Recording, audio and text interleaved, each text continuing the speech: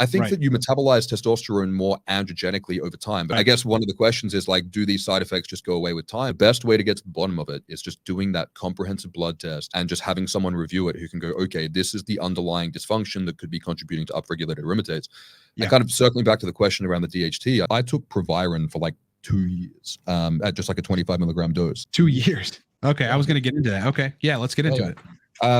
For this very reason, in terms of trying to shift the balance in favor of DHT to estrogen in terms of that ratio. I think also pushing the body more towards how can we be making more DHT. I am here with Dave Lee, who may be considering some of the content that I put out and some of the content that Dave's put out. You guys can consider us arch enemies on certain topics, but I think we have a lot of common ground. I've been watching, Dave, I've been watching a lot of your content, over the course of the last couple of months. And one of the things that really struck me that I wanted to focus on and invite you on the podcast about was your focus on optimizing physiology and health in relation to a TRT protocol so that, the TRT protocol goes smoothly, especially relative to estradiol. So welcome to the podcast. Thank you. Thank you so much for having me. It's great to be here. Yeah, of course, bro. I'm glad we finally got to get together. So off the bat, I think I found you on the TRT hormone optimization channel. That's where I think you got popularized, right? You haven't been on the web prior to that. I tried to stay off the internet for a long time just because I really enjoy doing like coaching calls. And I used to do social media marketing management before this. So like I was on the back end of Facebook. So I don't really like social media, but my general goal for this has been to get on as many people's YouTube channels as possible, because I feel like, and you'd understand this, that if I start a YouTube channel, which I have, I just put up like rants, but it's going to get taken down. So I'm trying to just spread across everyone else's channel. So yeah, that's where I've done most of my work. Yeah.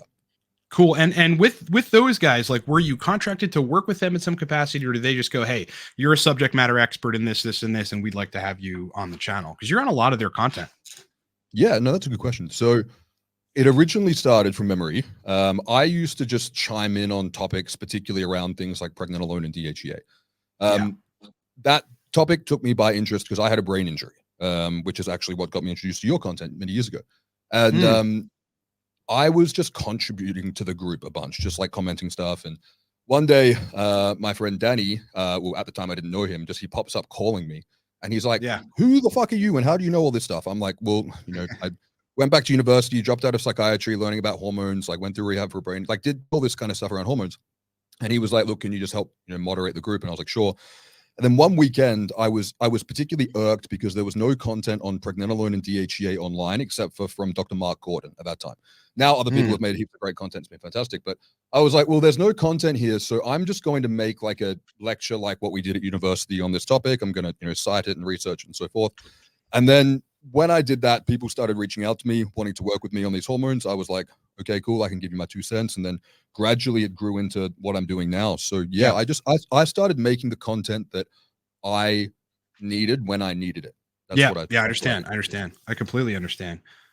Cool, man. Yeah. Those guys are, I mean, they have opinions that I would tell you this, like they're one of the only groups on the web that discusses TRT that has very specific opinions that also influence a lot of people, especially relative to estradiol.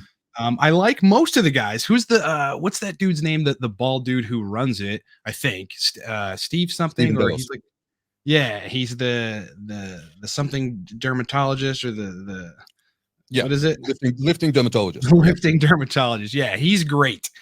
He actually got me turned on to testosterone cream, which maybe we'll talk about. I had an interesting experience with that stuff. But who I don't agree with a good degree is Danny Bossa, and I'm not sure why he's not posting content there anymore. But he was so incessantly about the idea of never managing estradiol on TRT. There were guys that took his advice and, were on 170, 200 milligrams test, a little bit of HCG, and they just never managed the estradiol. And sure, we're going to get into things that you can do to optimize health, but they ended up with fucking blood pressure issues and dick problems and all this other stuff. So, what happened to Danny? Why, I think he's a good guy. I think he's actually super intelligent and smart, and I like how he stands up for his perspective. So I would like to see him still posting content. What do you think happened to him? I love Danny. One of the difficult things about Danny, I'm going to send him this so he knows that I'm going to say this. Great. I love Danny, so I'm always going to have his back, but sometimes he's a pain in the ass to have his back. he I actually had a chat with him a couple of days ago about this very topic, and so Danny's moved to Dominican Republic, and he's basically, he runs like a really successful IT business. So he was just like, I can't be fucked with this anymore. But he was very passionate about helping people. So yeah, he held, and I will say he held, because maybe he feels a bit more softly about it these days, a pretty harsh view against estrogen, managing, considering, testing, regulating estrogen in general. And I guess in terms of like, if we're looking at the different perspectives on estrogen management, I love this topic. It would be the polar opposite of everyone should take an AI, which is that no one should ever take one. You shouldn't even consider it. You shouldn't even measure it. And I'm kind of dogmatic about AIs as well. So, I mean, I'm very happy to have this I love having this conversation with someone who's not in my echo chamber. Yeah, we'll talk about it. But I'm not really so, like, I think you can be against anastrozole and exemestane and letrozole, but still be considering of how estrogen works, particularly in conjunction with other stress hormones like prolactin, cortisol, insulin, these kind of things. So are you into any of like Ray Peat's work? No, not particularly. I know of him, and you know, I've probably ended up on the Ray Peat forums, like randomly searching some fucking obscure topic or whatever. But no, not much. But I do know that they focus on estradiol to some extent. Can you elaborate on what their perspective is? So Ray Peat's, I'm a big fan of Ray Peat. I'm not so much a big fan of his cult-like forum. I think there's a big differentiation between the two. Interesting place to read, though. Kind of like Reddit. Right. So Ray Peat has the bioenergetic approach to health, which is that stress on the organism is what is the leading cause of, I guess, chronic and preventable disease. And his view, and I think a lot of his research was limited by the lack of differentiation between bioidentical estrogens and like xenoestrogens at the time, because a lot of it was, I mean, you know, Peat only passed away within the last couple of years, but he was quite old. But he has this view of estrogen as a stress hormone and cortisol, prolactin, and estrogen, the triad of those three being problematic. And I think that TRT creates a very interesting system where we can hijack a part of the body that maybe wouldn't be working like that naturally. And the downstream effects of that, I think, can be difficult because, you know, not to tangent too much, but, you know, there's one approach to estrogen, which is that estrogen is a self-regulating hormone, and therefore we don't need to manage it. But now if testosterone is being exogenously administered, is it still limited in terms of its production? You know, how is that changing? So I think there's nuance to this, and I think that we're probably going to agree on like 99% of things, maybe less, we'll see. But it's an interesting topic, and I think that ultimately you kind of get led to this point in terms of you have to look at estrogen and the topics around estrogen inevitably, because otherwise you're gaslighting guys when they're coming back to you after like 8 weeks, 12 weeks, 6 months, and they're going, I have all these negative symptoms, and you're going, well, you know, it's not estrogen's fault. It's like something's going wrong, and you have to look at it. And then if we're going, okay, well, if we give someone a quarter or a half a tablet of anastrozole a couple of times a week and their side effects go away, is that the solution?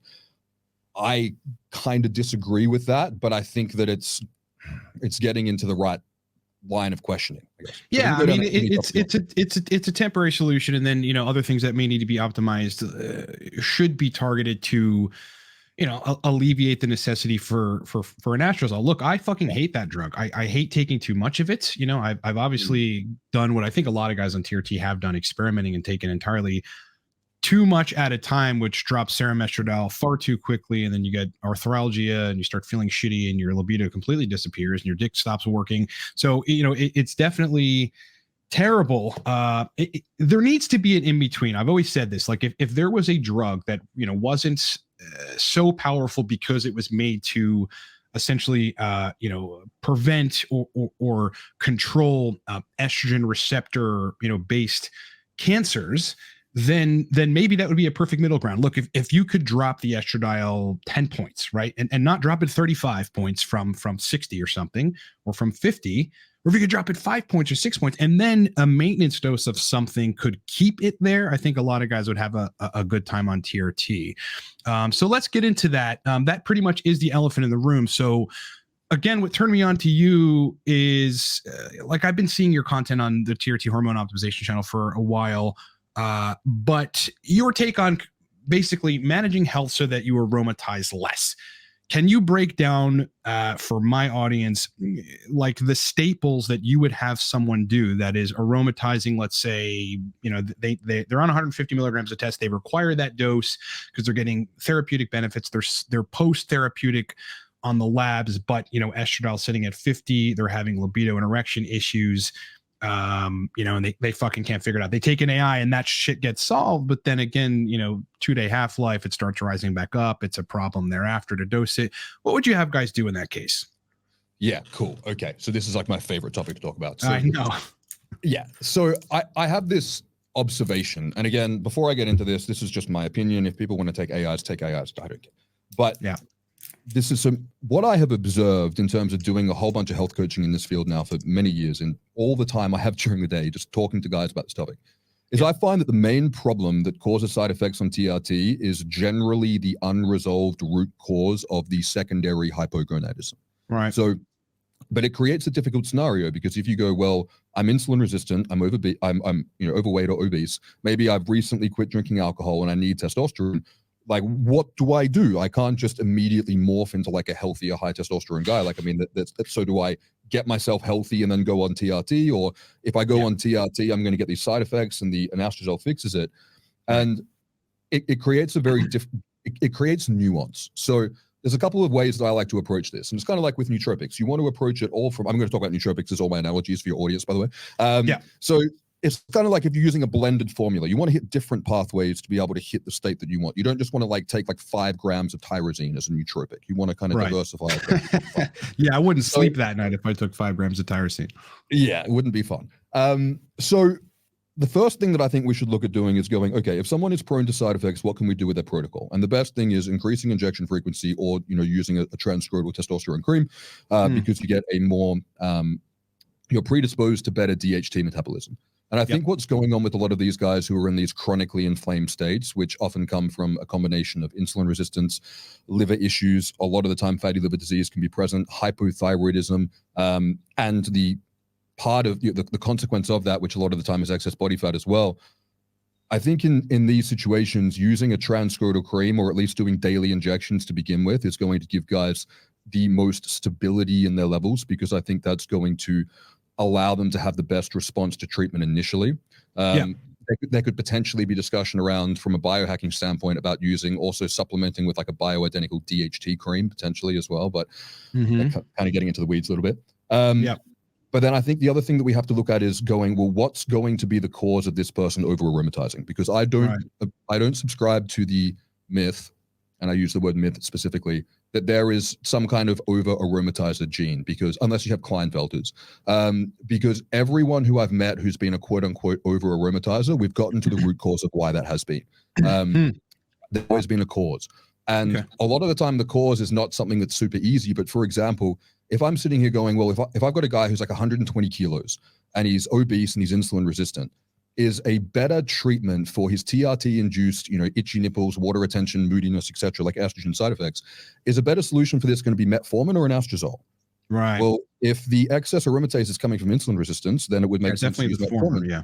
Yeah. So particularly when metformin, if you Google, metformin aromatase, you'll see that lo and behold, it's an aromatase inhibitor, because it's I did not know that. Actually, I think I came across that, but I would like to look into that. So let me just take a note.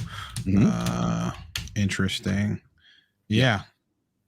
And I think the other one that's important to look at, well, again, in my experience, has been important to look at. I get a lot of troubleshooting guys, so I've probably got like a bias client load. But one of the body's main internal regulators of aromatase, I mean, if we're going to talk about estrogen being self-regulating, it's like, well, what are the regulating factors? One of them is T3. So if someone's got elevated TSH and they're not getting active T3 binding, whether it's from low-grade Hashimoto's, high reverse T3 chronic stress. Now we're going to be in a situation going, okay, well, now they're going to be shifting their metabolism more towards, cortisol, adrenal dominance, low thyroid, elevated estrogen. This is going to drive up their prolactin as well. So now you've got high cortisol, high prolactin, high estrogen, low thyroid. Right. That's shit. That's not a good feeling. So in those situations, sometimes I think it's best to look at things that reduce stress in the body. So I like, what's worked really well for my clients is things like glutathione, high dose omega-3, obviously good quality omega-3. and potentially, you know, supplementing with a bit of natural desiccated thyroid can also help in those instances as well. That stuff and is then, actually, I just jumped on that probably about 2 months ago, and I got some bovine desiccated thyroid from New Zealand, and it has, I mean, I don't want to sound like Tony fucking Robbins, but it's like changed my life, dude. That stuff is very, very powerful. You're right about T3. You know, I looked into that. I think I got tipped off by your content regarding that.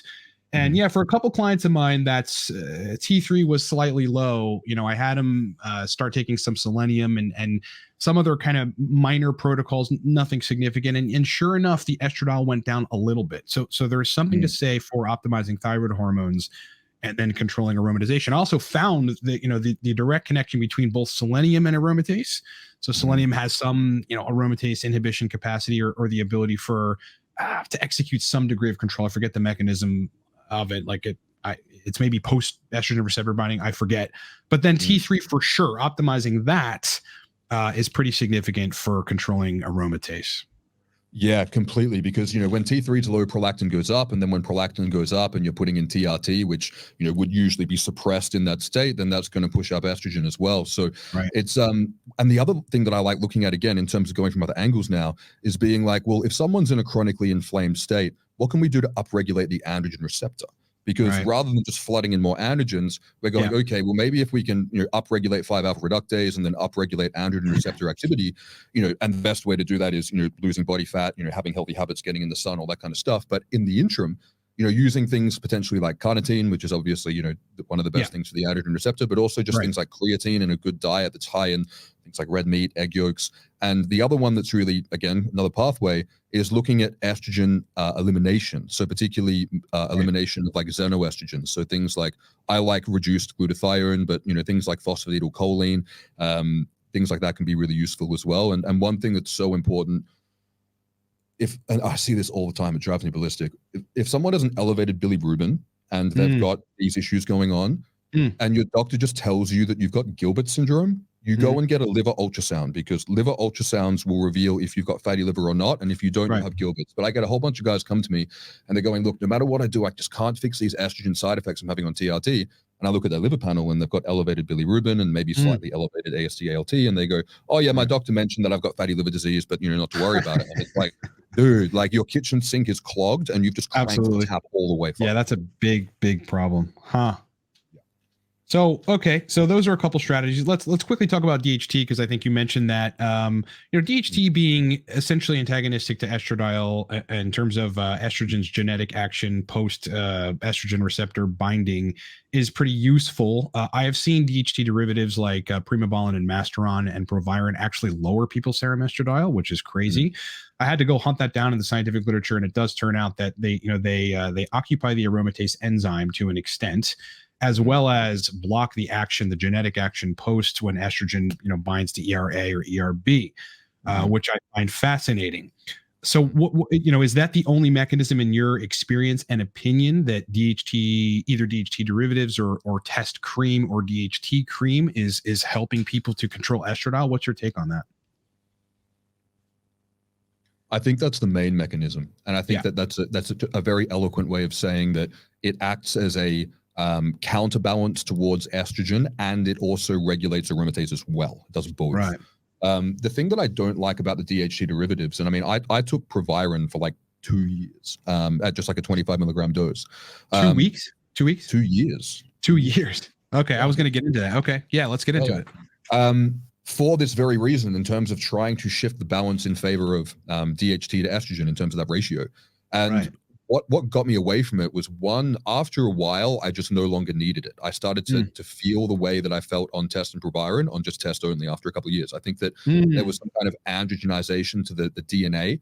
And I think that that's a big factor with this. And I think that that's, you know, in terms of like in the defense of my more dogmatic friends on my YouTube channel. The angle that I would be supporting their argument from is that the estrogenic side effects, if someone's healthy, I kind of theorize, and this is my theory, is that it takes time for the body to androgenize and metabolize testosterone properly. Like if you stay on the same dose of testosterone for 8 years, you'll be a drastically different person every year that goes by. Kind of like puberty. Puberty takes years to happen. So I think that you metabolize testosterone more androgenically over time, but I don't have any science to back that up. That's just what I've seen. But I guess one of the questions is like, do these side effects just go away with time? And do people need to have a more higher maintenance injection protocol when they begin while their body's adjusting to the androgens, and then they can kind of cruise off to like 3 injections a week or 2 injections a week, something like that. I think there's so much nuance here, but we're in a situation that I think is really important, which is that like a whole bunch of guys are starting TRT and they're getting all these estrogenic side effects, and that they've got a problem that they need to solve. And I think that the best way to get to the bottom of it is just doing that comprehensive blood test and just having someone review it who can go, okay, this is the underlying dysfunction that could be contributing to upregulated aromatase. And kind of circling back to the question around the DHT, I think that all of these chronic inflammatory conditions, when you research them, all downregulate 5-alpha reductase. Like for example, chronic pain, elevated prolactin will downregulate 5-alpha reductase. There's like this seesaw kind of balance.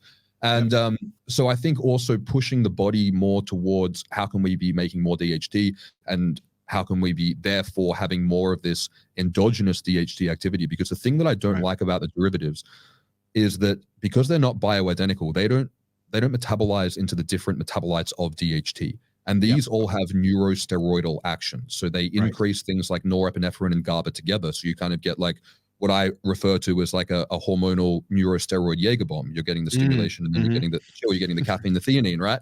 So I think when we're in a situation where we can go, okay, it would be ideal if we could get into this certain hormonal endocrine state without using pharmaceuticals. I think that's most people would like most people who are on AIs. I mean, I feel like I can speak for the audience, would prefer to not need the AI and feel the way they feel on it. Yeah, almost 100%. every one of them, every single one of them. Yep, definitely. Yeah, so I think it's important for these guys to firstly look at, and I put it very simply, but the number one thing to do is just stop doing all the things you know you shouldn't be doing and start doing all the things you know you should be doing. If you people might not understand that not getting enough sunlight, having a couple of beers with dinner, all these different things are fucking up your hormone balance.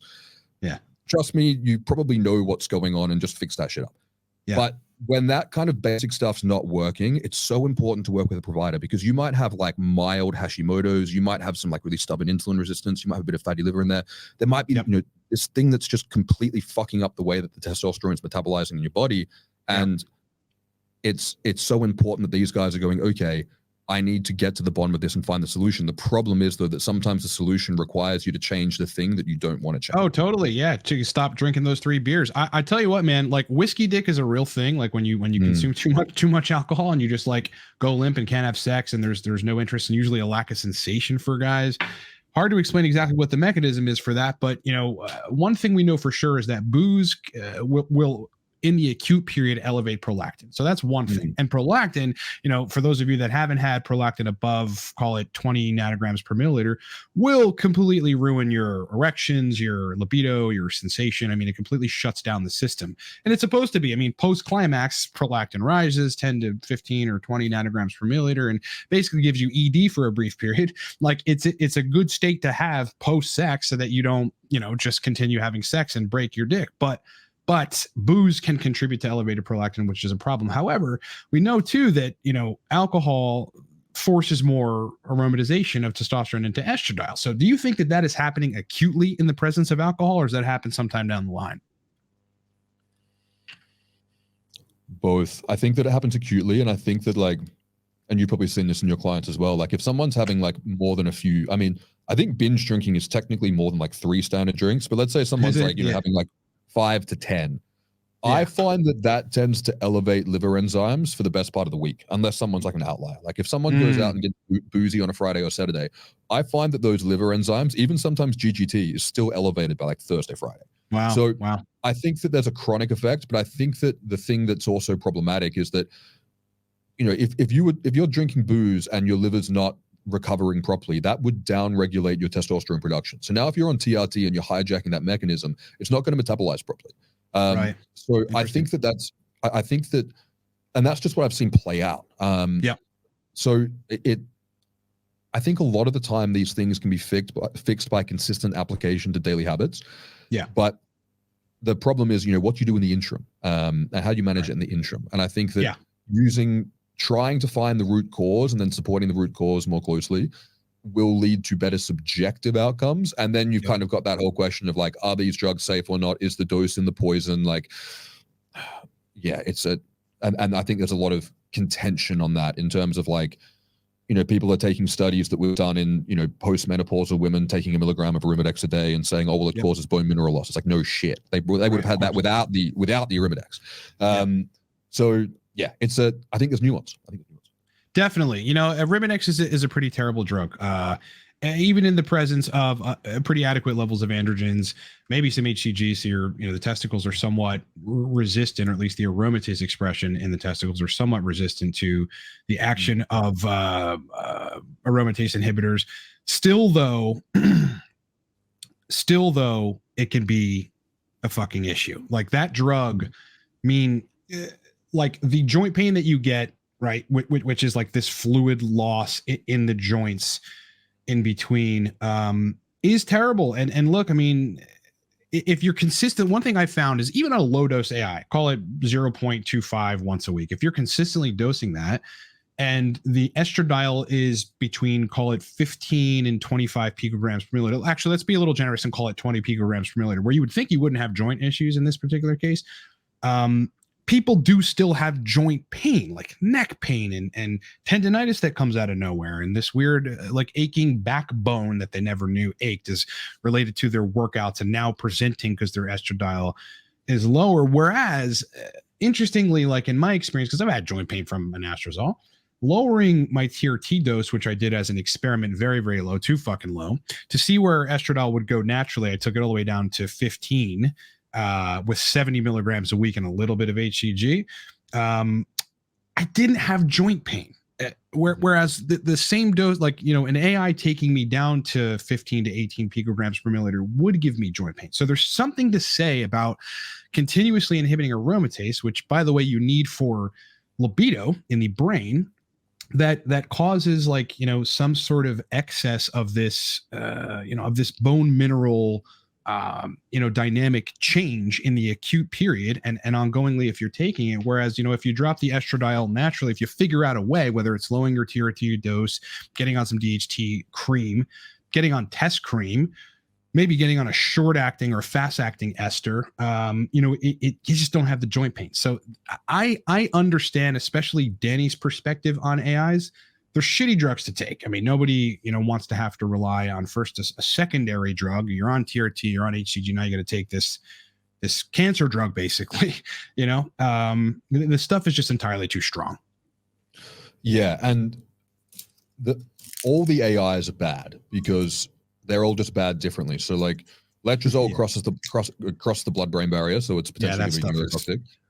The interesting thing about anastrozole is that it actually acts as an estrogen agonist in some tissues, and it blocks the progesterone receptor as well.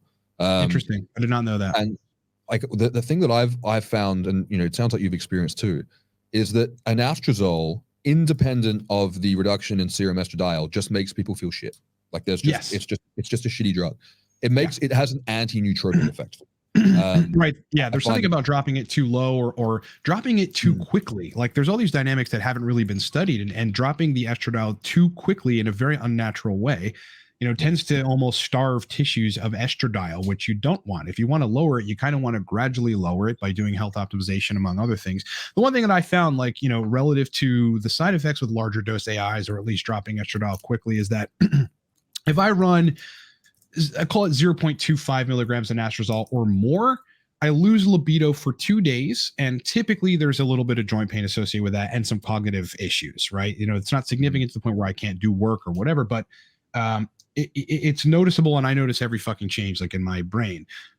Alternatively, though, if I dose between 0.06 and 0.09 milligrams of anastrozole, I do not get side effects. Boners come right back if I've had elevated estradiol, and that is good. So, for people in the interim that are trying to figure out how to either get at their TRT dose straight so that they don't aromatize a lot, or, look at their liver issues, thyroid issues, maybe get on cream or whatever, microdosing anastrozole tends to work so long as it's not past that threshold, because that line on estradiol is so finite. It seems to be so finite for some guys. And, in between, even me, like I'm pretty optimized, right? I get organ scans, I get fucking liver enzymes tested, every blood marker under the sun, including thyroid hormones, they're all in a great place. And still, if I'm above 130 milligrams a week of testosterone with even about 1,000 IU HCG a week, I need a little bit of aromatase control, despite my best efforts to do everything otherwise. And so, guys out there watching, like if you're in between in this topic, like very, very small doses. I mean, you have to get a 0.125 milligram tablet, split it in half again, which obviously is a pain in the ass to do that.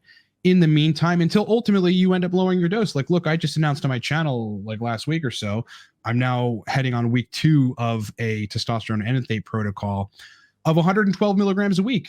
That's not high, right? I mean, I've been on 200, I've been on 210, I've been on 170, 150, 140, whatever. And ultimately, lower doses of longer esters, my estradiol falls in range and I don't have to do anything at all. I don't have to take an II. I definitely won't have to take an II on this protocol. And so maybe that's the solution for guys. But, people always worry about in that particular case, are they still getting therapeutic benefits of testosterone? I am. My gym sessions are great. I feel great. My cardio is great. I'm generally pretty awesome. But what would you say to guys that, are afraid to lower their dose, basically? Yeah, that's a very good question. And sometimes what I've found, and I mentioned this in my book, and I did a lecture for Marek on this recently, where I talked about my stance on HCG, is that there are some guys who are in this tricky predicament, which is going, if I don't take HCG, I don't need no AI. libido, right. Testosterone monotherapy, it's fine, but I get some form of sexual dysfunction of some kind. Weak orgasms, no semen, no libido. Just it's like their dick is like a gummy worm, like hurt it all. But they don't get the estrogen problems, and then they go on HCG, and then they restore all these sexual issues. But then now they're going, well, now I need to take an aromatase inhibitor, otherwise I get these psychological estrogenic side effects. And that's a tricky predicament for guys to be in. And I guess it puts guys into a scenario being like I personally believe that if HCG was like, if we were talking about bioidentical luteinizing hormone, if we were using an esterized luteinizing hormone, I don't think it would be a problem. I think the differentiation between, I think HCG is inherently feminizing. And I think that if someone's in that kind of scenario being like, to tolerate HCG, I need a little bit of an AI, to me, that makes sense. And then I guess the question is going, well, do you want to do the testosterone thing and see if that underlying, because this is the other thing that I found, is that I have absolutely met some guys who need HCG, like they need it, like without it, it's just a no-go. But I've also met a bunch of guys who thought they needed HCG, but then when we actually looked at their blood work, they were hypothyroid.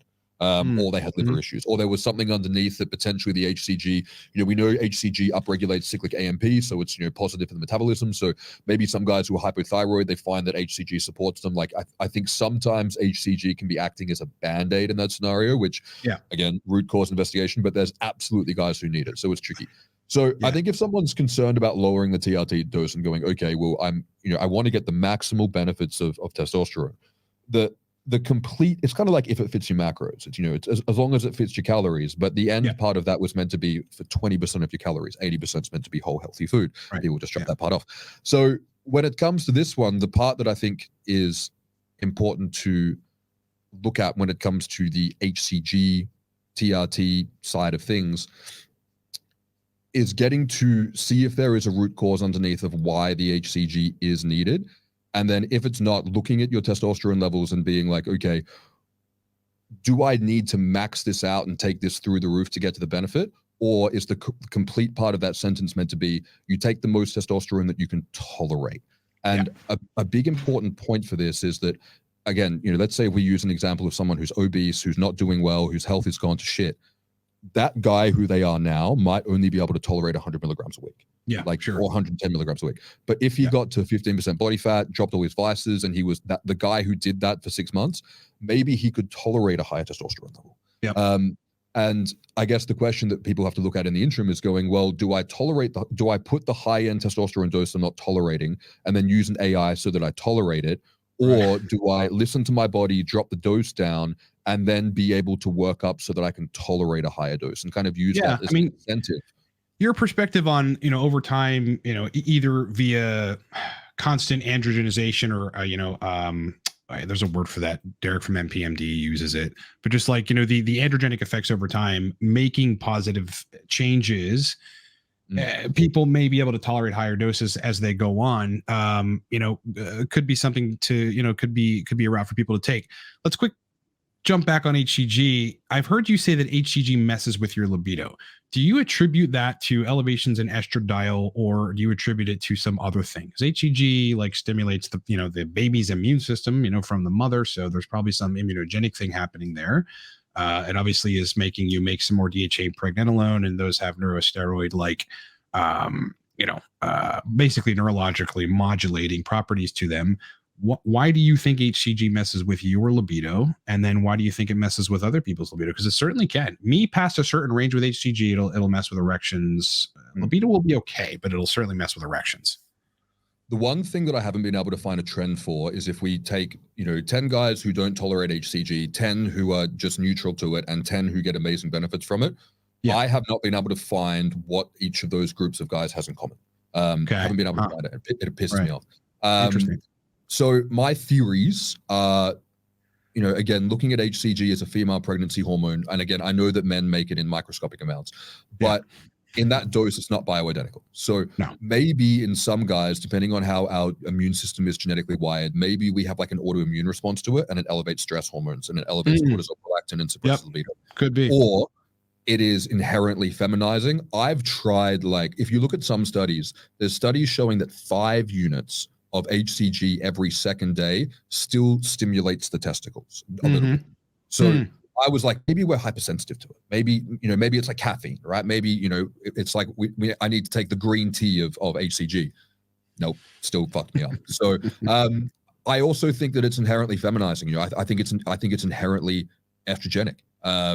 Right. That's what I feel when I take it. I feel the opposite of how I would feel when I take Proviron when I take HCG. Personally. Right. Yeah, I understand. Yeah, I ran a small cycle of Proviron. I was ultimately unable to tolerate it because I think the dose was too high in conjunction with my TRT dose. But I know that feeling. It's fucking totally different. For me, HCG really doesn't do that so long as estradiol is under control. And really, without other compounds to try to control estradiol, it's really about me having a lower end testosterone dose, which I'm still anabolic. I'm fucking shredding at the gym. I feel great, and that just may be the solution for a lot of guys. I mean, it's like I'm in great shape. All my health markers are pretty awesome. I do not drink alcohol, like never. Like I'll take a fucking sip of my dates margarita and that's it. I don't smoke pot.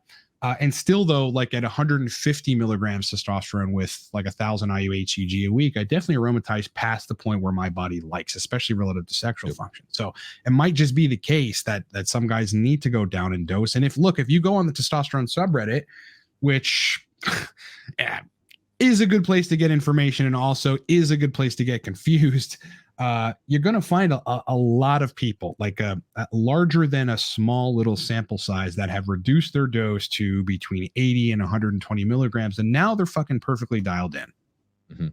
Yeah. And I think that it's great when people can come around from the viewpoint that they're just going to out testosterone their problem. I think a lot of people try to use testosterone as if it's some kind of like masculinizing injectable Adderall, that they're just going to keep, they up their dose, they honeymoon period because it's dopaminergic, and then they just keep upping it, and they end up just with like cranked out central nervous system, and they don't recover properly, and it just fucks. Yeah, that's a terrible state. Yeah. So I think if, when I've looked at people who've had, the thing that I found interesting when it comes to estrogen, and again, in defense of my more dogmatic friends, I have not found that serum estradiol level across the board, like in multiple people, correlates with estrogenic symptoms that closely. Now, obviously, if some guy's got an estrogen of like 4 times the top of the range, of course. Yeah. But I found that like, I've had guys who've got, estrogen in the middle of the range or like the top end of the range, and they've got horrific gyno and they feel terrible. And then I've got guys who've got estrogen double the top of the range and they feel fantastic.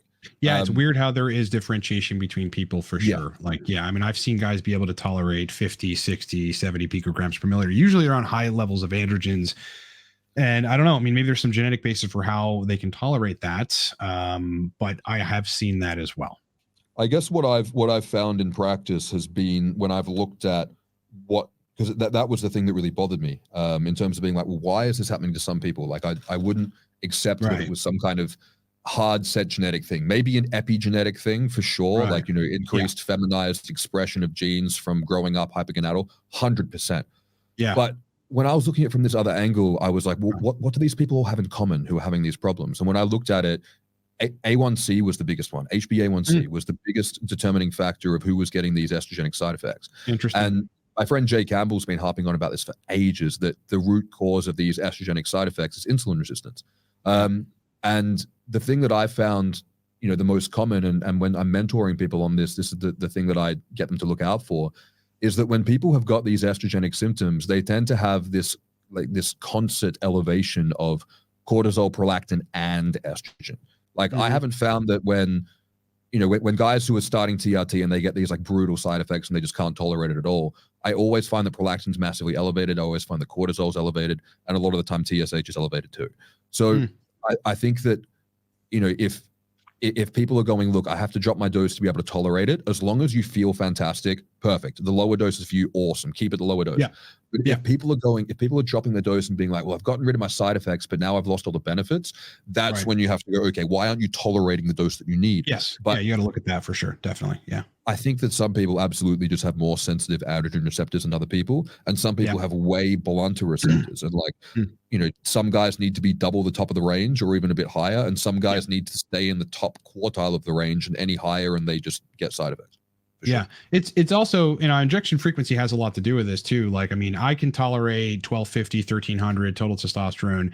You know, there without HCG, estradiol falls around 40, 45, which isn't entirely problematic, a little inhibitory to erections. But like that's doing daily micro injections. If I injected what ultimately would get me to 1300 or 1400 in one injection a week, I wouldn't fucking tolerate it. Like I do terrible with bolus injections. Twice a week, I can barely tolerate. You know, once a week is just not going to work. So there's something to say for a high androgen load at once, and thus all the metabolite action and all the neurotransmitter action that's coming along with that, and you not being used to that, versus micro injections, which I think is a good segue into that. I think, as far as I remember, at least at some point in history, you were injecting twice a week.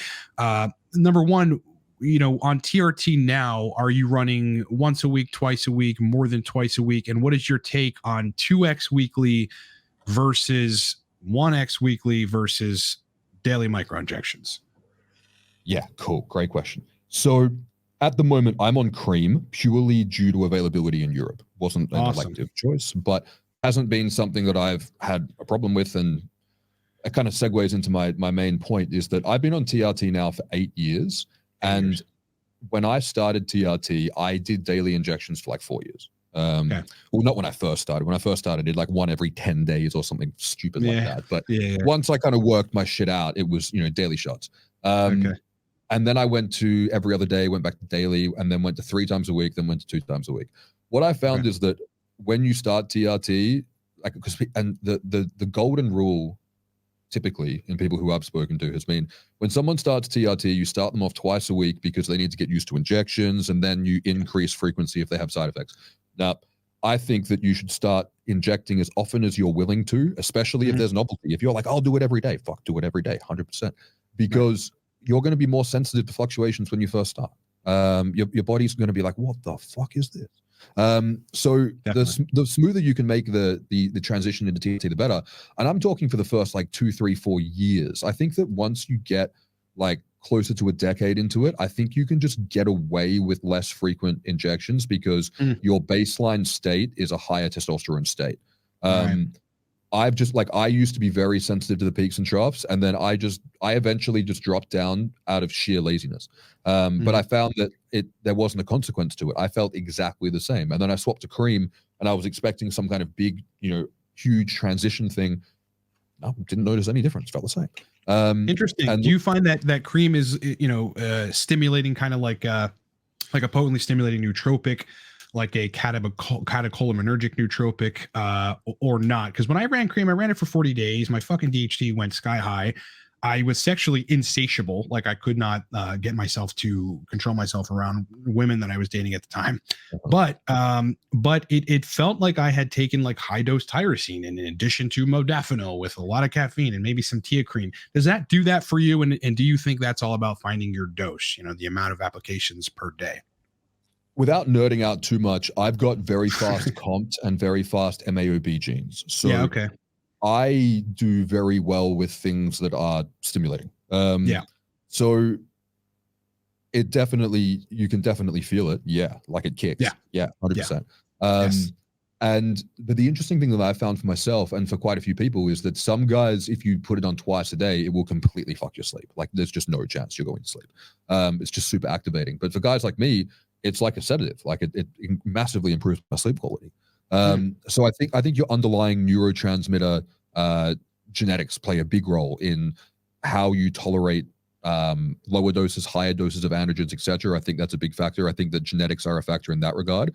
But oh yeah, it definitely kicks, and you definitely have that stronger effect. But over time, like once you're on it for 6 months and it kind of smooths out, I think that kick kind of wears off, and I think that it just kind of becomes a bit more baseline. But yeah, when you first swap, like for sure. And I guess the question with the cream is like, is that massively elevated DHT good for you, or is it not? Are the receptors just completely saturated and we don't absorb the rest and it's just spillover? Like, I don't know, but I can tell for sure that, you know, the snapshot of bloods for me, testosterone was super physiologic around 1200. This was 2.5, 3 hours after applying, was it 2 or 3? I think it was 2 pumps scrotally. DHT was 154 nanograms per deciliter. So on that scale, that's very, very super physiologic. So, you know, the high DHT was at least a biomarker that I could look at and see was high, you know, in the presence of cream. That obviously we know, you know, both testosterone and DHT, but especially testosterone's got all these effects on neurotransmitter production and synthesis, specifically dopamine, but also noradrenaline and adrenaline. So, I mean, that could have played a role in that. The one thing I found on cream is that, okay, so like 5 pumps a day at 200 milligrams per milliliter of a testosterone cream, 3 scrotally and then 2 on the shoulder in the evening, that would overstimulate me, but my sex drive was fucking insane. 4 pumps a day, so just 2 scrotally in the morning and then 2 on the shoulders at night. The stimulation was still present on each application. It was still very noticeable, and I didn't love it. It was just a little too much.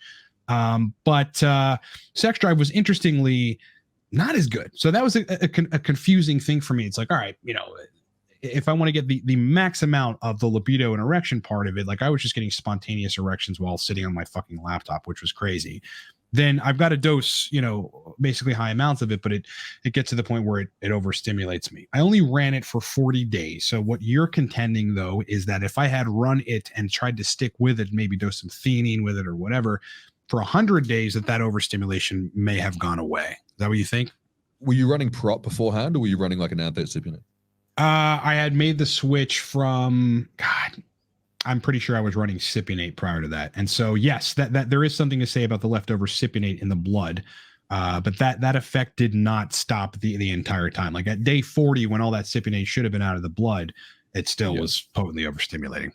Yeah, and there wouldn't have been that much left. Yeah. And I think that, but with that said, like your experience is, I wouldn't say like super common, but it's like a, you know, something that comes up 10-20% of the time when guys go with cream. It's like, I don't like this. Like I use the word cranked, like, because it's like I'm overstimulated in a bad way. Yes. And I think what happens, like, you know, whether it's from the DHT or whether it's just from the cream peaking higher or whether it's from it being more efficient in the blood because it's not having to get cleaved in the liver, like we don't really know. But I think that what happens is when you take your dose too high, whether it's with anabolics or whether it's with bioidentical testosterone, you fuck that balance between the sympathetic and the parasympathetic nervous system, and that relaxation is required for sexual function. And I think that that's why you get this like King Kong libido dopamine hit, but then over time when your body doesn't regulate and recover properly, it just goes like, oh fuck, this is all screwed up, and then your libido just stops working. So yeah, it's but on the other side of the equation with the cream, like some guys find that like they're running their total testosterone at like 1200, 1300. They've got like my units are different. I'm using units for your audience, but let's say you've got like, you know, mid-range SHBG and you've got a total testosterone of like 1200, 1300, because, you know, free is obviously the important part. I found that there's a whole bunch of guys who have that on injections and they don't really feel much, but then you put them onto cream and then they're like, oh, now it's working properly. Like totally. So whether that's, why that is, I'm not sure, different, neurotransmitter makeups and so forth. But that's why I like, and people get annoyed when I say this because it makes the doctor's job so much harder, but I don't care. If you're on TRT for life, you should try injections and you should try cream. You should try both. Yeah. Why not? Yeah, definitely. And because I've met so many guys who've been on injections for like 10, 20 years, they go on cream and they're going, holy fuck, this is so much better. Or guys who've been on cream for like 5, 6 years and they go on injections and they're like, all of my issues are gone. I see that too. And there's always, it's a bit of a contentious topic too, because people are like, on the testosterone subreddit, you got one camp of people that's like, cream sucks and it's useless and it doesn't fucking absorb. Right. And they're usually muscle heads coming from the steroid days where they're just injecting large boluses of testosterone at once. And on the other hand, you got guys who absolutely swear by it. They're like, I was on injections, I couldn't manage the estradiol, there was a bunch of symptoms that I was having that I couldn't regulate no matter what I did. I got on cream and all that's resolved. So, it to your point about trying different esters and shit, like I think I would take it a step further and say, like, if you're really into experimenting and you want to be dialed in, you want to feel what that feels like to have perfect levels of testosterone for your body and estradiol, all the other metabolite hormones, the neurosteroids, the neurotransmitter effects, the confidence, the strength, the energy, the libido, the sexual function, then you should try everything. I have run testosterone cypionate. I've run testosterone cypionate infrequently. I've run daily injections of testosterone cypionate. I've run cypionate plus HCG. I've run cypionate plus HCG and various frequencies with an AI, without an AI. I've run testosterone enanthate, infrequent injections, daily injections, 3 times a week, with HCG, without HCG, with an AI, without an AI. I've run testosterone propionate, which I really loved. Except for the fucking pain, the post-injection pain was pretty terrible. And I've run prop without an AI, with an AI, with HCG, etc. And I've run cream as well. So I think you really should try everything you can, in addition to optimizing as many health markers as you can to reduce aromatization, to ultimately end up where, and this might take you a year, it might take you 2 years, to where you're finally dialed in on TRT. It is not easy, and especially with the prescription or the common prescription of of 200 milligrams at once with 0.5 milligrams of Anastrozole a week, which is commonly coming from the clinics. It's just that might just fuck people's healths up and never get them dialed in. So you might have to go through a rigorous period of trying everything for adequate time, 6 weeks, 8 weeks, maybe more, in order to fully get dialed in. Yeah, completely. And like 2 points that are add on to that. Like, I think, so if someone's sitting there being like, okay, I want to try everything, what do I try? I think one of the main things that everyone should try is daily subcutaneous injections. Now, sure. I say that as someone who doesn't do them because they give me welts. They don't work for me. But if they did, I'd fucking do them. I think that like so anyone who can tolerate subcutaneous injections, do subcutaneous injections. It's just that like everyone I know, including me, does intramuscular injections because sub-Q doesn't work for us. But if sub-Q works for you, you should do that because that means that you can do it daily. And if my friend Dr. Keith Nichols, he had a great quote about this, and he goes, a diabetic child can administer long-acting insulin daily. If you as an adult male don't have the discipline to do daily TRT shots, if that's what you need to be able to tolerate it, and you're like, I need, but it's too much work. Like, the juice is totally worth the squeeze. Like, you find me any nootropic that will give you the effect of TRT. Like, get fucked. Like, it's so worth it. So daily subcutaneous injections, everyone should try. And I think that everyone should try cream. The only thing that's annoying about cream from like a relationship standpoint is for people who like, who share a bed. It means that, you can't put it on and sleep naked with your partner. And if that's a deal breaker for intimacy for people, I think intimacy and connection with is super important. But some guys do get away with just putting the cream on once a day as well. So trying it once a day, trying it twice a day. I mean, there's different things you can try there. And I think it's not a significant trough. Like, well, I guess it depends on how you're metabolizing. But if you got 3-4 pumps in the morning, I mean, you're going to be super physiologic, at the very least therapeutic for a good degree of the rest of that day.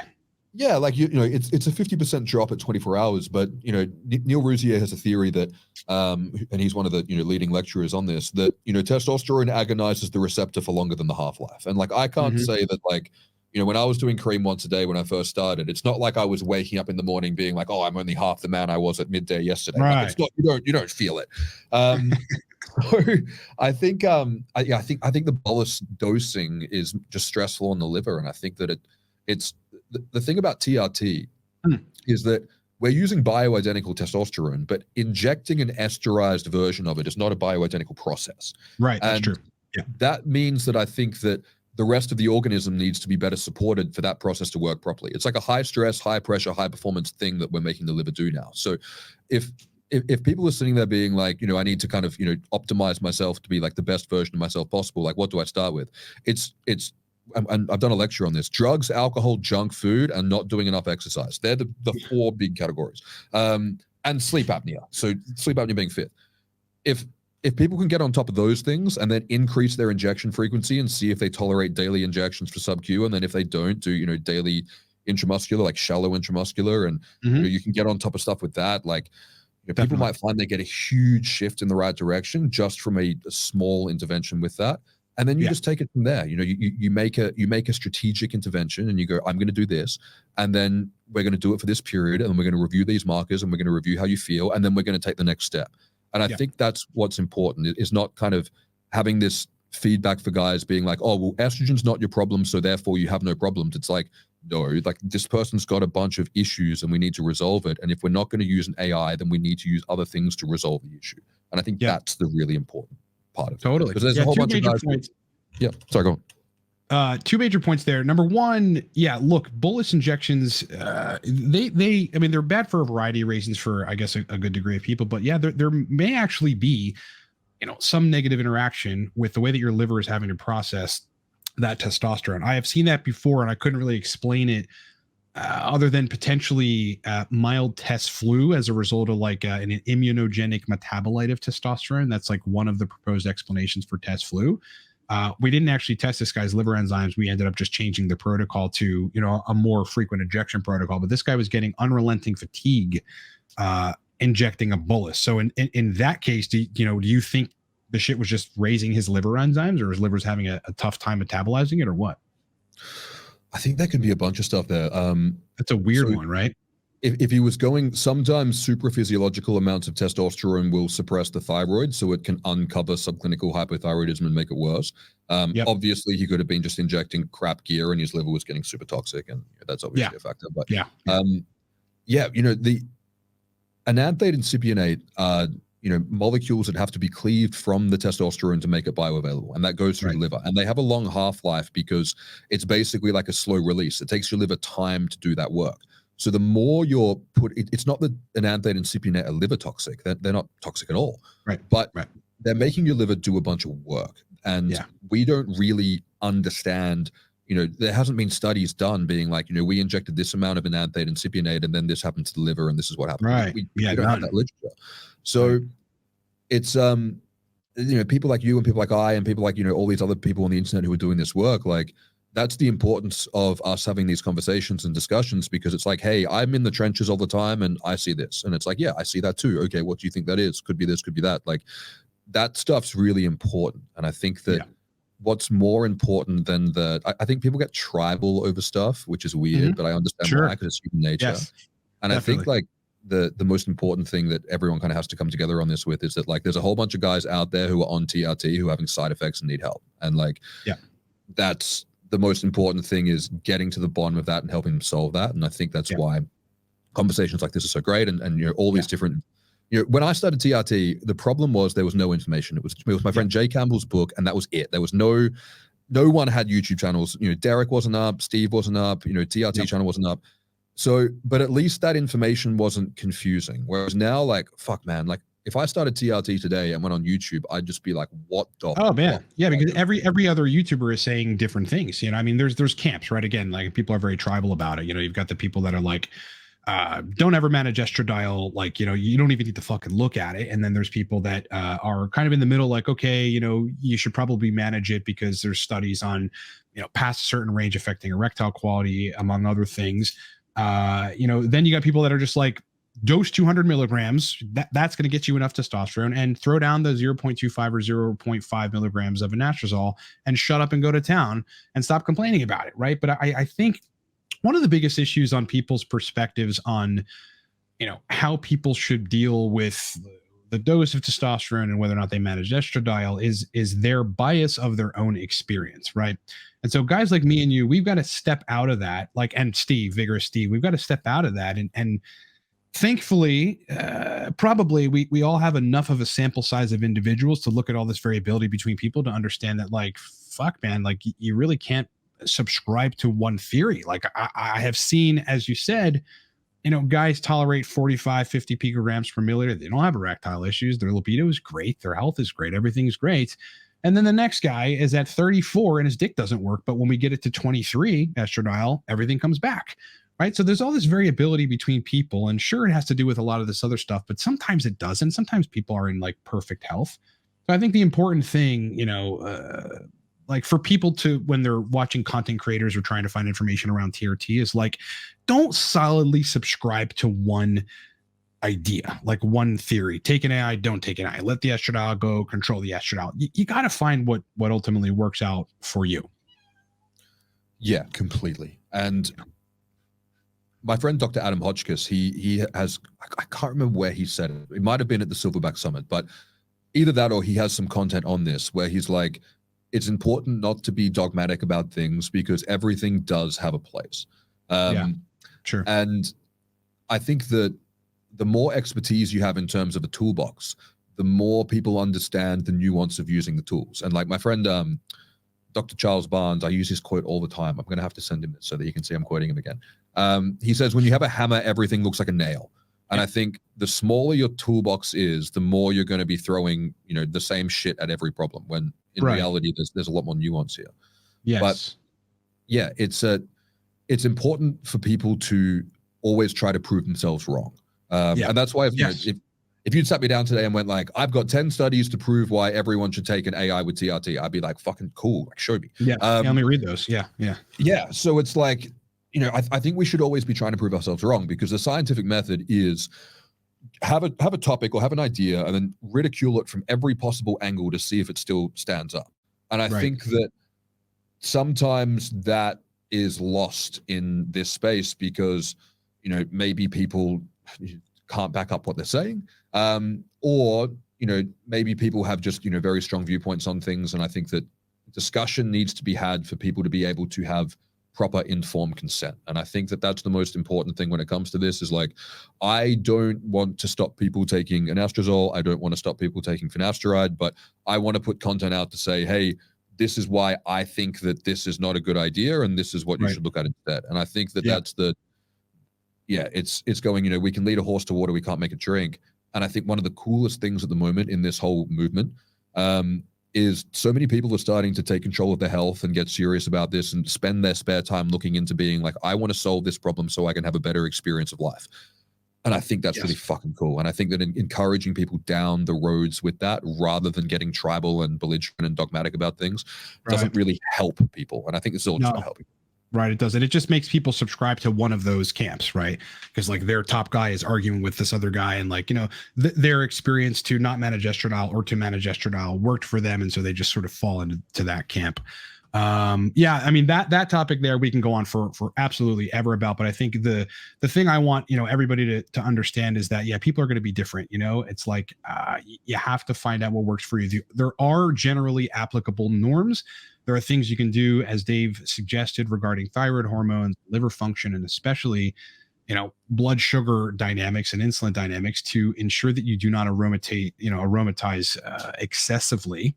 But ultimately, find what works for you. If you got to drop your dose to 110 milligrams a week with a little bit of HCG, you're probably going to find you don't even need an AI. If you do all these other things in Optimize Health, you might be able to tolerate 150.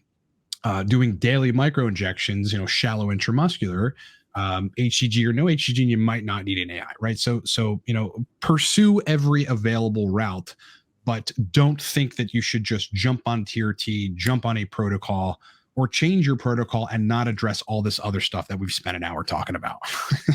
Yeah, dude, and that's completely it. And then find someone, like find a practitioner that works with your fucking demographic. Like that's the most important thing. Is like if you're under 30 and you want to go on TRT, you need to find someone who has experience working with guys under 30 because it's not the same as working with guys over 50.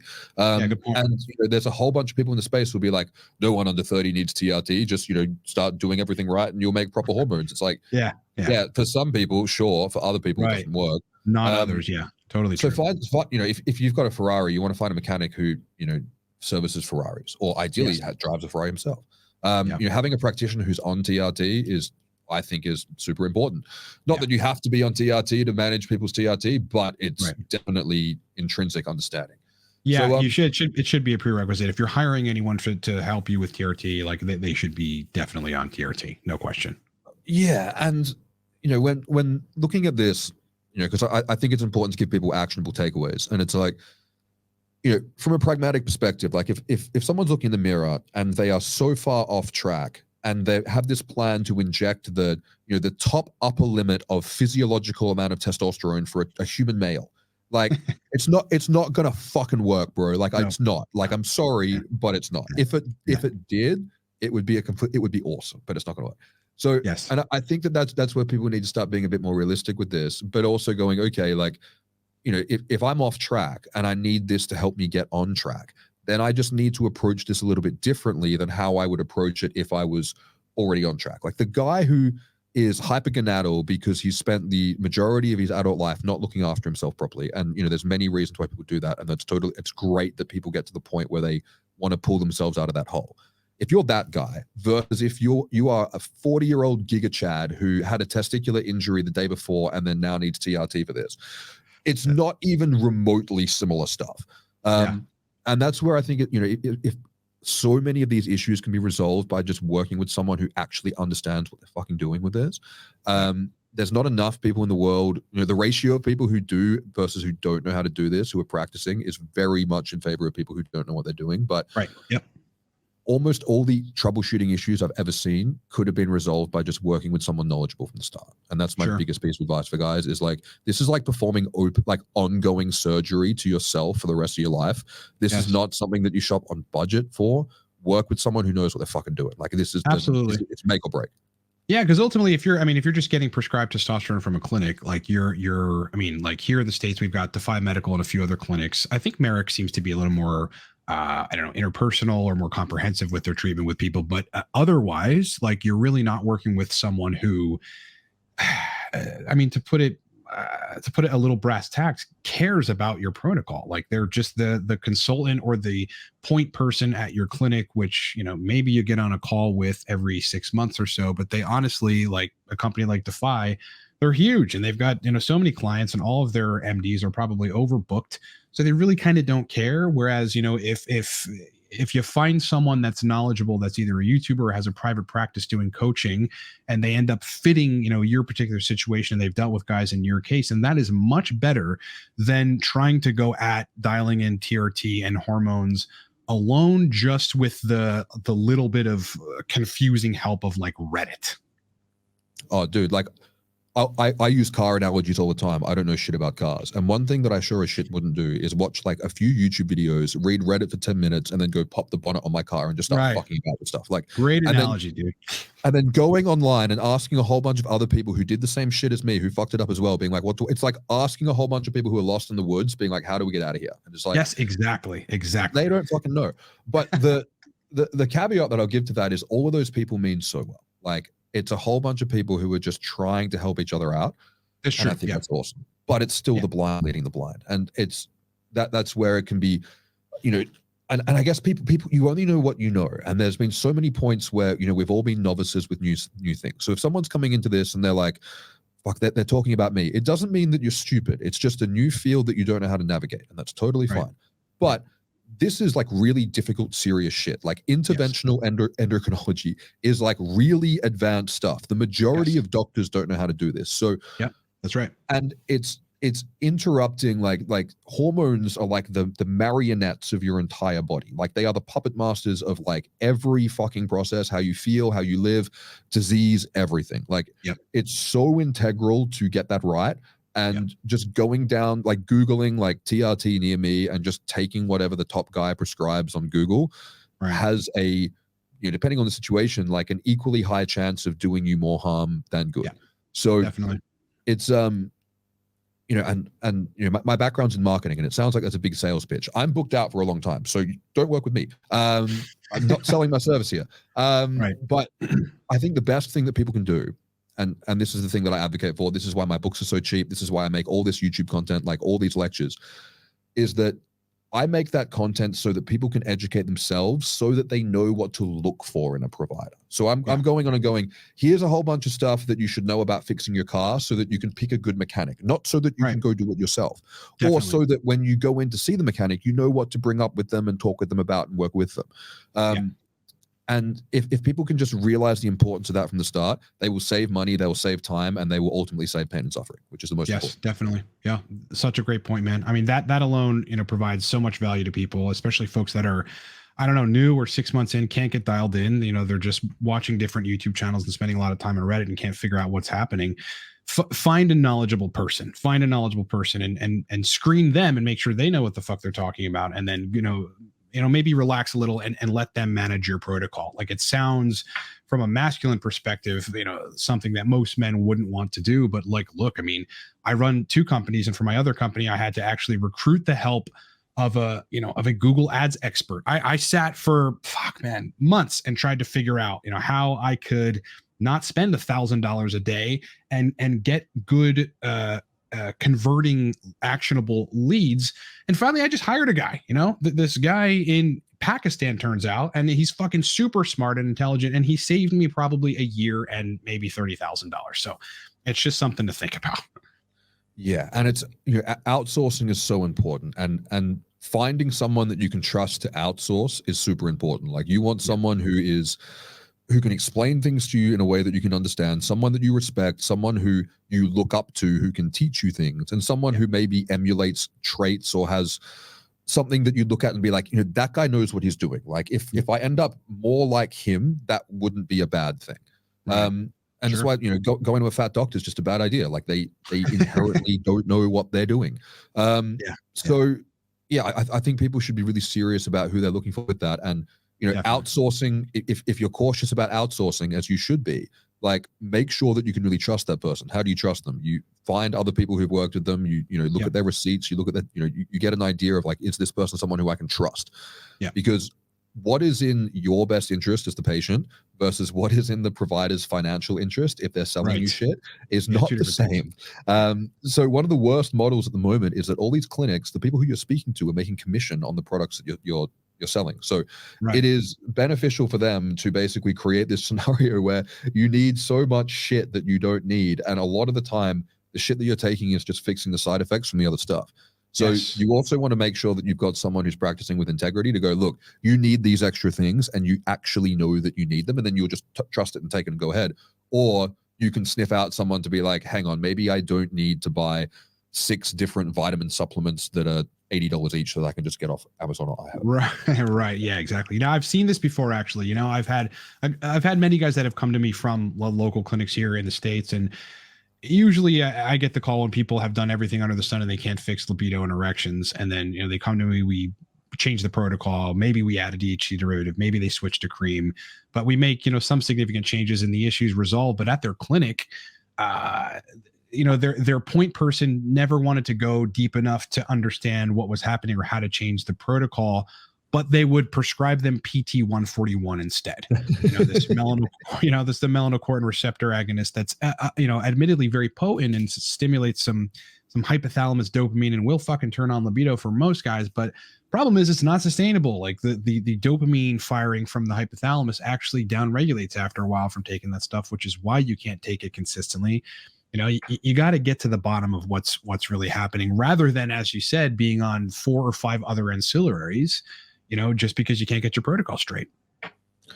Yeah, completely right. That's a perfect example of people who are using a chainsaw to cut the grass. Like, PT 141 is not for, I have suboptimal libido on my TRT protocol. But, you know, whatever you need is whatever's going to give this person the highest commission. And it's a model that I think is absolutely disgusting.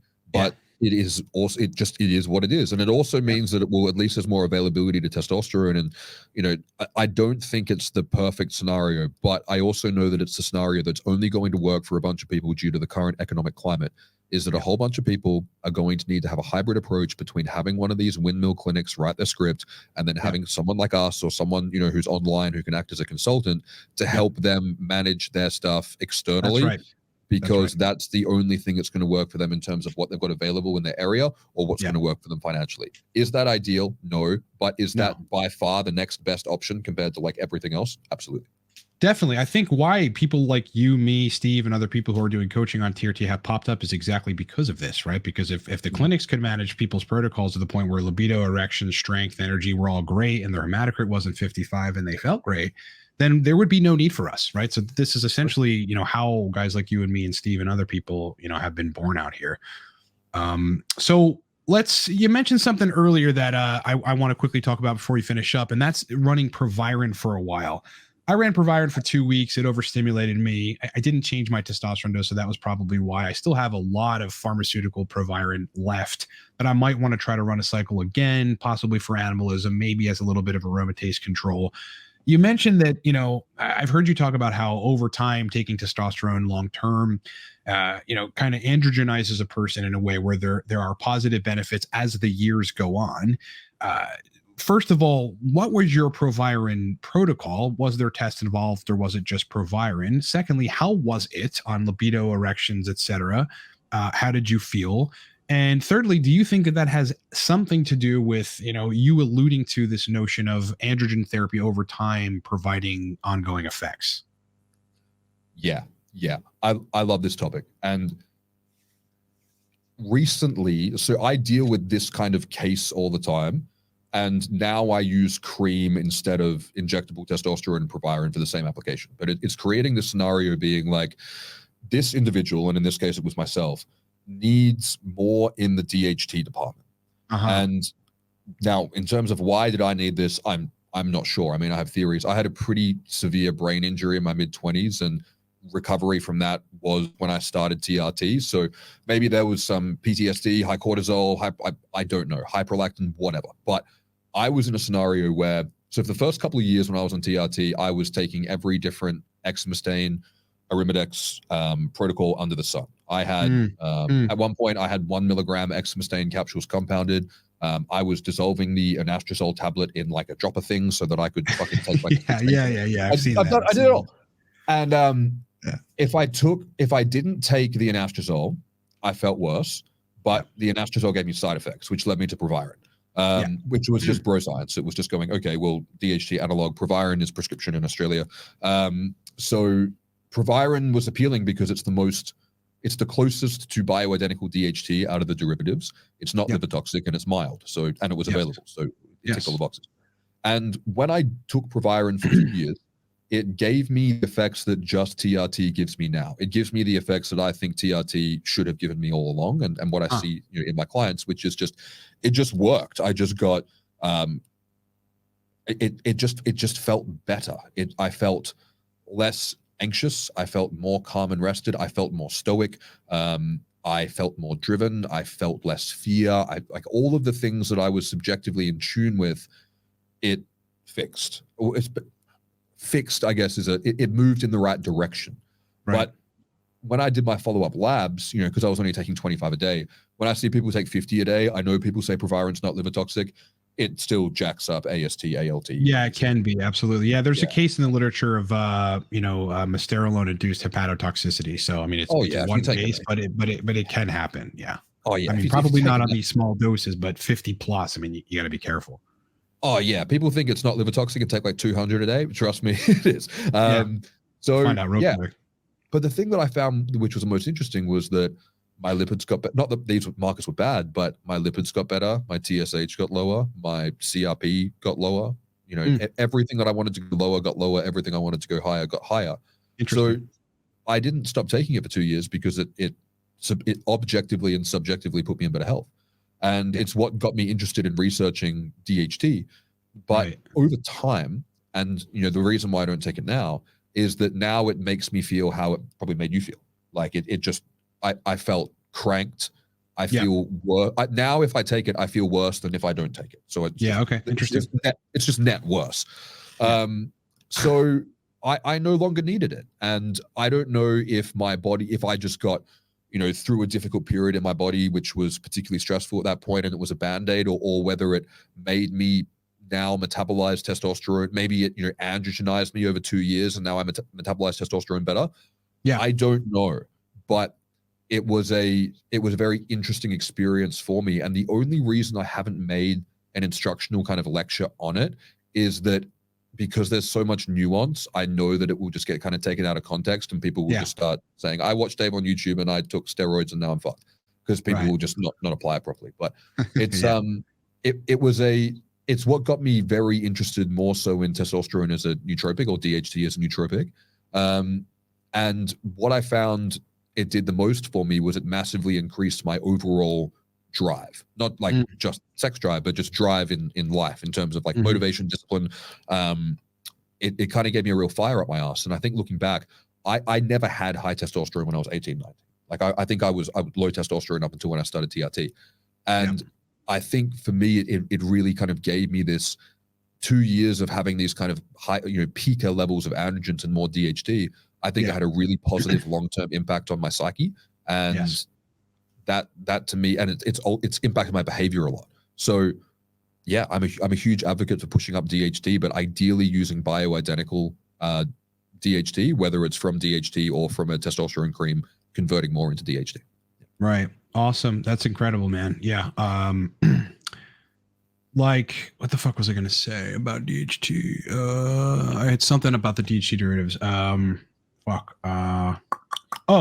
One of the things that I found with DHT derivatives, especially Proviron, but also interestingly oxandrolone, and to a lesser extent primobolan and masteron, is that guys that have serious sexual dysfunction induced by selective serotonin reuptake inhibitors, or you know, like other neurotransmitter reuptake inhibitors, somehow just fuck up the balance of neurotransmitters and mess with the endocrine system. I mean, there are mechanisms to PSSD, largely serotonergic induction of elevated prolactin and dysregulation of tight dopamine neurons and all this crazy stuff. Also inhibition of gonadotropins via prolactin being high. But in those cases, TRT HCG sometimes fixes people, right? The right protocol, estradiol in range. Sometimes it doesn't, though. And in those cases, I've seen Proviron plus a little bit of Cialis with TRT HCG fix somebody completely. Gone from zero libido, zero genital sensation, zero desire to even be around women, like zero attraction to women, the inability to climax, no morning wood, no nocturnal wood, no nothing, to back to normal, albeit running between 5 and 7 or 10 milligrams Cialis a day, but like libido's back, sensation's back. You know, they want to be around women. They're fucking confident they can climax normally. And the whole system is reset and better than when they were younger. I have a lot of theories on why DHT derivatives are so powerful. And it kind of goes back to, like, you know, your theory on why maybe it had such a profound effect on you, androgenizing the brain and modifying receptor sites at some level, and modifying the way that you metabolize androgens. But there is research that shows us that DHT derivatives, especially Proviron, modify the androgen receptor in a way which your inherent DHT does not. One of the things that I found is that there's 3 binding domains on the androgen receptor, and these binding domains can go awry and become mutated. And if they get mutated, androgens don't appropriately bind, and then the post-receptor genetic activity doesn't happen the way that it's supposed to.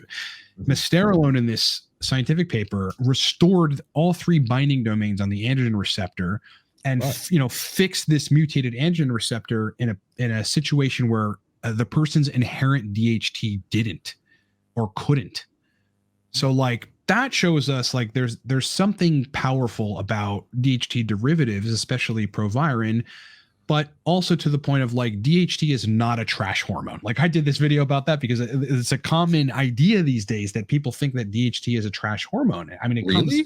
Yes, man. It comes from like it comes from people that are bald and had hair loss issues and just blame DHT. So they think DHT is a trash hormone. But guys, it is way more important than you think. And maybe for some of these large scale sexual disorders, you might want to run a DHT derivative. And this is me giving people straight advice for a considerable period of time to see if it's making changes on neurology, changes on androgen receptors, changes in genetic activity post estrogen receptor binding. And that might be the solution to a lot of guys' ongoing sexual dysfunction.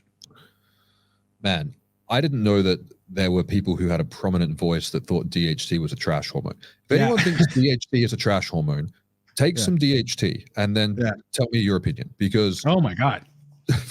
Dude, it's a night and day difference. Like, again, I wish I could tolerate the cream, dude, because my sex drive and erections especially were literally the best. I can get close to that with the right dose of Enanthate, Cypionate, prop, like just whatever. I know how to dial it in, but you know, the sexual function on high DHT was phenomenal.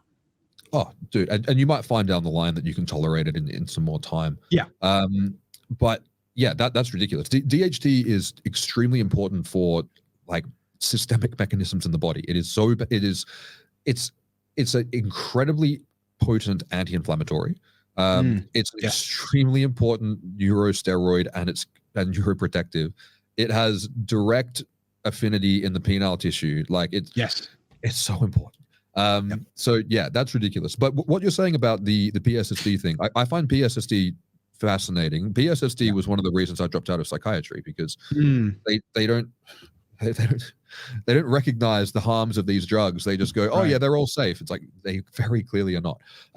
So one of the I'm going to butcher this, but one of the theories I've heard on PSSD is that it's to do with like whether it's the pre or post synaptic receptor basically gets epigenetically fucked up, and basically gets stuck in this state where it's either hyperproducing serotonin or it thinks high serotonin is present, and then it has the downstream effects of high serotonin. But yeah, they're referring to the postsynaptic 5-HT1A receptor, I believe. Yeah. Right. Yeah. That, to me, from what I've observed, makes a lot of sense. You know, there's probably nuance there, but I think what PSSD is the brain. I mean, the SSRI kind of did its job. It permanently upregulated serotonin function. It's just that's not what you wanted.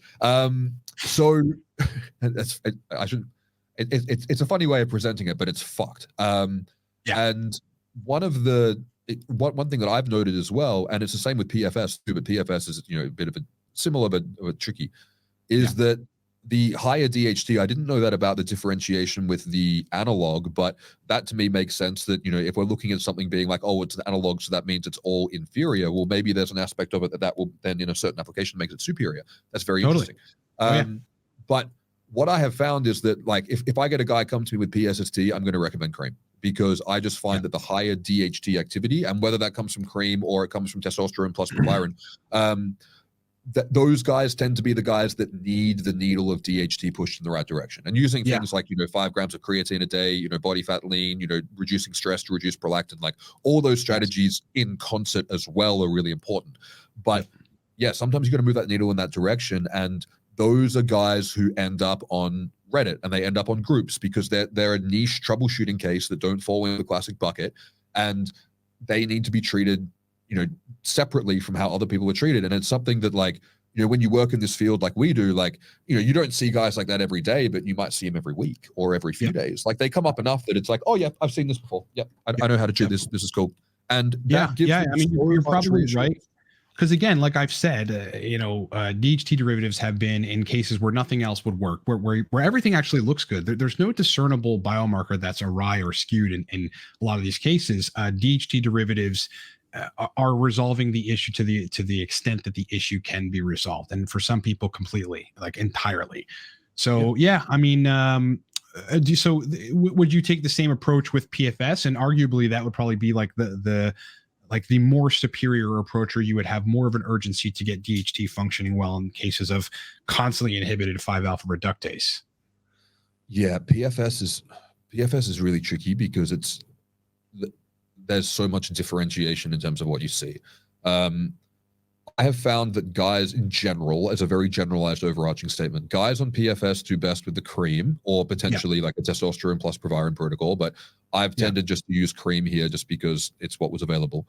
They tend to do much. It's not that injections don't work, but they do better on boosting DHT, and they need like a good 6 to 12 months to assess whether the protocol works. That's the biggest thing, is that like it takes longer, and I don't know why, but it takes. I found that too. No question. I think, and I completely understand, because the problem with PFS is that it's going to make your anxiety 100 times worse. And because of mechanistically what it's actually doing, that's the part. I have so much sympathy for PFS guys, but fuck, they are their own worst enemies, because they don't stick to what they need to do to get out of it. But I understand why that happens. So it's a tricky one. But yeah, that's what I found. And then sometimes the PFS guys have pregnenolone DHEA issues. Sometimes they don't. So always look at pregnenolone and DHEA. Never look at Dutch testing for pregnenolone and DHEA. It's not accurate. Serum is accurate. Sulfated version. And I have seen that there is a theory that adding progesterone to testosterone will then upregulate allopregnenolone, and that will help with PFS. Great theory. In practice, doesn't work, because progesterone in super physiological doses in men is a 5-alpha reductase inhibitor. And it sounds great in practice. Saw a bunch of guys do it, didn't work out. When progesterone elevates to like, be on the top of the range, and just to use that as an international marker, you tend to get a downregulation of both DHT serum levels, and you just get negative symptoms. So always check for pregnenolone and DHEA if there's PFS. Don't just assume it's going to be low, because sometimes it's not. And then those hormones will have estrogenic, progesterone-like effects, which will kind of net a negative outcome there. But the biggest thing with the PFS is go for testosterone and Proviron or DHT derivative that's going to be safe and well tolerated, and monitor it, or the cream, and give it 12 months. And if that's the tricky part, is see it through. I completely agree with you. I think, like I've gotten people better with test, HCG, and an AI, and a little bit of tadalafil, and in some cases some junk work like penile rehab, because there's such a thing as that, like P shot and shockwave therapy, and maybe you need neovascularization of the penis to get blood vessels functioning correctly again. But more often than not, it's been especially in PSSD. I don't have experience. I've got maybe 10% experience compared to the PSSD guys working with PFS, but with PSSD, almost definitely we've got to get DHT high. So just another, significant like marker here, like DHT is very important. And there may be something to say for DHT therapy, whether it's cream, a DHT derivative, or just like super physiologic levels of DHT, however you can manage that. And one of my friends, I want to reference whoever this was, because I'm stealing it from someone, but I can't remember who it was. So whoever said this originally, I'm sorry, but someone has a theory that the 5-alpha reductase inhibitors actually cause like permanent genetic or semi-permanent genetic issues with the androgen receptor. Yeah, maybe Ryan Russo said that. I know he's talked a lot about this. Okay, that might have been where I heard it. Yeah, I didn't come up with it, but that when I heard that, I was like, that's something that I see, because like whenever I get a PFS guy, I'm always giving them like glutathione with phosphatidylcholine, and then carnitine and creatine to basically just try to upregulate the androgen function as much as possible. But I always find that those guys, you have to push the levels up a bit higher. But if the androgen receptor is not working, and you just flood in a bunch of aromatizable injectable testosterone, then it's not going to metabolize properly, and then you're going to end up with even more problems. So that's why I find with those guys, you've got to get the testosterone up to like the right level, and then you've got to either up it with the DHT derivative, or you've got to just use cream. This is a great point, Dave, because the literature shows us, and I've seen in my practice, that people that are coming off of finasteride and having PFS over aromatize. Okay, talk about stuff that like makes you aromatize. Like being on finasteride will make you aromatize, because your body is set up to have majorly one pathway. It's like your testosterone is siphoning to estradiol rather than DHT, because you're the enzyme that's converting your test to DHT is being inhibited for so long. So that's something for folks to take away that have PFS. Like you're almost definitely over aromatizing. I had a guy just on TRT. What was the dose? Something super modest, man. I mean, 120 milligrams a week or something. His testosterone went sky high, but the estradiol was fucking, in our scale, 120 picograms per milliliter. I think that'd be like 400 or 500 on your scale, like 500 or more. It was something crazy. So, guys that have issues with 5-alpha reductase post 5-AR inhibitors are almost definitely over aromatizing. So please look into that. Yeah, completely. And then that kind of leads into like one of my other theories on, kind of circling back to the aromatase inhibitors, is that we know that 5-alpha reductase inhibitors increase aromatase. I think aromatase inhibitors probably increase 5-alpha reductase. That makes sense. So interesting. I don't have data to back that up, but I wouldn't be surprised theoretically if that could potentially be part of the therapeutic effect that people get from the AIs, is they get like an acute increase in DHT. Yeah, definitely. I mean, a lot of people's hair loss problems actually are related more to the use of AIs on testosterone than they are DHT. It's totally the case. Like I've used them on and off over the years, and now I use them sparingly if my dose is high enough to cause estrogen issues. But no fucking question, like I'm on TRT for years and I've really never had any hair loss issues until the aromatase inhibitor gets too high.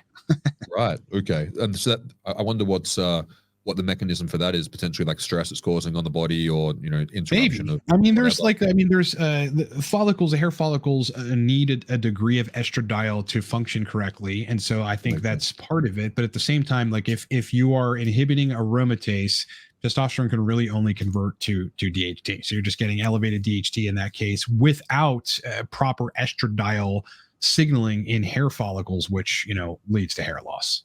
That makes sense. That makes complete sense. Yeah.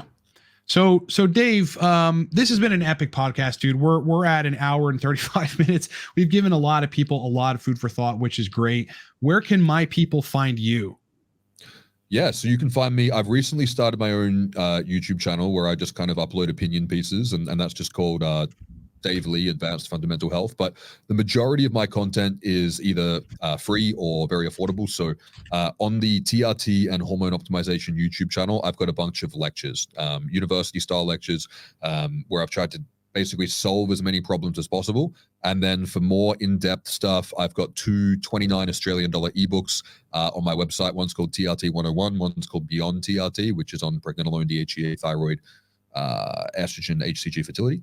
And you can check them out on advancedfundamentalhealth.com. Yes. And then if people want to work with me one-on-one, I also take bookings for coaching on my site.